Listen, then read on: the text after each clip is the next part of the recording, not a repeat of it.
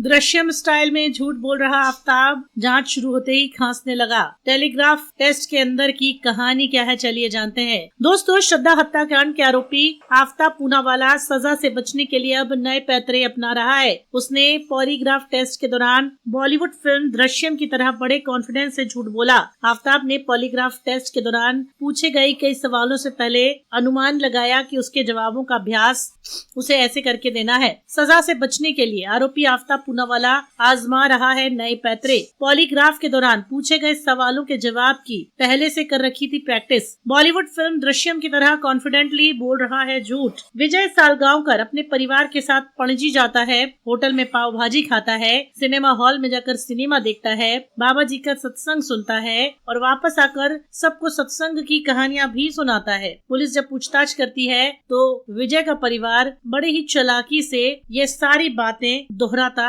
चला जाता है। जब पुलिस पूछताछ करती है तो विजय और उसका परिवार बड़े ही कॉन्फिडेंस से जो बताता है वो झूठ होता है, लेकिन हर बार वो यही कहानी सुनाते हैं। तो ये कहानी तो बॉलीवुड फिल्म दृश्यम की है, लेकिन ऐसी ही स्टोरी, ऐसा कॉन्फिडेंस श्रद्धा मर्डर केस के आरोपी आफ्ताब के मामले में देखने को मिला। आरोपी आफ्ताब पूनावाला से सच उगलवाने के लिए रोहिणी की फॉरेंसिक साइंस लेबोरेटरी में उसका पॉलीग्राफ टेस्ट किया गया और आप चौंक जाएंगे दोस्तों की बड़ी चालाकी से उसने बचने की कोशिश की। उसने पूछे गए सवालों का अनुमान लगाया, जवाबों की प्रैक्टिस की। आफ्ताब ने फिल्म दृश्यम की तरह बड़े कॉन्फिडेंस से झूठ बोला।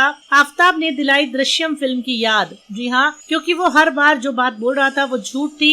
ब्रेक के दौरान एक पुलिस वाले ने उससे मजाक में पूछ लिया कि क्या उसने दृश्यम फिल्म देखी है। इस बात पर वो केवल मुस्कुराया। आफ्ताब का एक बार और पॉलीग्राफ टेस्ट की संभावना है। पुलिस उसकी जांच उसके नार्को टेस्ट के आधार पर भी करने वाली है। बता दें कि एफएसएल के सहायक निदेशक संजीव गुप्ता का कहना है कि गुरुवार की तरह आफ्ताब को शुक्रवार को भी बुखार था, इसलिए प्रक्रिया पूरी नहीं हुई, इसलिए उसे दोबारा बुलाया जाएगा। आफ्ताब के शरीर में इलेक्ट्रोड्स लगे होने के कारण उसका टेस्ट ठीक से नहीं हुआ और उसे खांसी हो रही थी। रीडिंग ठीक से दर्ज नहीं हुई। उसकी खांसी के कारण रीडिंग खराब हुई। हम ये तय नहीं कर पाए कि वो सच कह रहा है या हेर फेर कर रहा है। आफ्ताब ने अपने live in partner Shraddha walker के बारे में सवालों का जवाब देते हुए तनाव के लक्षण दिखाए, जिसकी उसने हत्या कर दी थी। वहीं इस मामले से हटकर जब वही सवाल पूछा जाता था तो उसकी जो रीडिंग आती थी वो नॉर्मल होती थी। टेस्ट से पहले एक्सपर्ट ने आफ्ताब से उसके परिवार के बारे में पूछा तो वो बहुत ही नॉर्मल तरीके से जवाब दे रहा था और उसकी हृदय और नाड़ी की रीडिंग जब करी जा रही थी तो वो भी नॉर्मल हो रही थी।